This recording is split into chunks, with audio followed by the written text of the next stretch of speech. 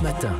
8h36. Bonjour Raphaël Antoven. Bonjour Patrick. Le Bonjour fin à mot tous. de l'info, c'est une défaite donc et un tweet qui vous ont inspiré ce matin. Joie pure, la Mannschaft était éliminée, trop fort les Coréens. C'est en ces termes que Jean-Luc Mélenchon a réagi dans un tweet à la défaite de l'Allemagne face à la Corée du Sud hier. L'occasion pour vous de questionner cette modalité de la joie qui consiste à se réjouir du malheur d'autrui. Oui, et qui donc à cet égard ne peut pas être appelée joie pure.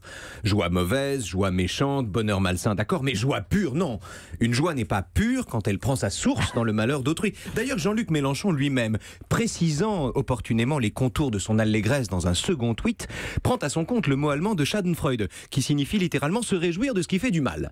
Or, il y a 3 façons d'éprouver cette joie mauvaise. Alors dites-nous lesquelles. Eh ben, la première version de cette joie mauvaise se trouve dans La Recherche du temps perdu, quand Madame Verdurin trempe ses croissants dans son café au lait tout en dévorant avec délice les détails du naufrage du Lusitania. Oui. Quelle horreur, dit-elle. Cela dépasse en horreur les plus affreuses tragédies. Mais, observe l'écrivain, tout en faisant la bouche pleine ses réflexions désolées, l'air qui surnageait sur sa figure était plutôt celui d'une douce satisfaction. Dans le cas de Madame Verdurin, le naufrage du Lusitania n'est pas lui-même la source de la joie. La source de la joie, ce sont les croissants, bien sûr. Mais on peut quand même parler de joie mauvaise, dans la mesure où le récit pathétique des gens qui se noient complète avantageusement son délicieux petit déjeuner. Je n'avais jamais pensé à rapprocher Mélenchon de Verdurin. La deuxième forme de joie mauvaise. On s'approche de Mélenchon. La deuxième forme de joie mauvaise nous est fournie par le poète latin Lucrèce, qui, depuis le rivage, dans De la nature des choses, se dit qu'il est doux, quand les vents troublent au loin les ondes, de contempler du bord sur les vagues profondes un naufrage imminent. La différence avec Madame Verdurin, c'est que le spectacle du naufrage est ici explicitement la source de la joie mauvaise. Madame Verdurin se persuade encore que le naufrage la désole, alors que Lucrèce admet que ça le fait jouir. Seulement, Lucrèce et Madame Verdurin, ces petits sadiques, ont en commun de ne vouloir aucun mal aux gens eux-mêmes dont la souffrance leur donne du plaisir.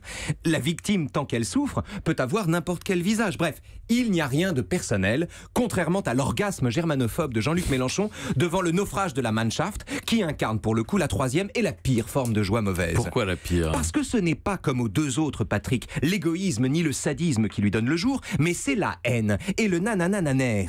Si Lucrèce avait contemplé un autre naufrage, il aurait joui de la même manière. Alors que si l'Allemagne avait battu la Corée, Jean-Luc Mélenchon n'aurait pas joui du tout.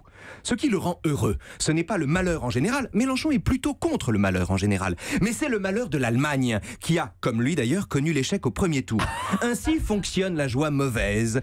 Ainsi fonctionne la joie mauvaise et l'impudeur de l'histrion. L'amertume est un nectar et le chagrin une bonne nouvelle. Le fin mot de l'info. Mais une platitude, je suis désolé. Quand on se réjouit explicitement du malheur d'autrui, c'est qu'on est bien malheureux soi-même. Merci à vous, Raphaël À Antoven. demain.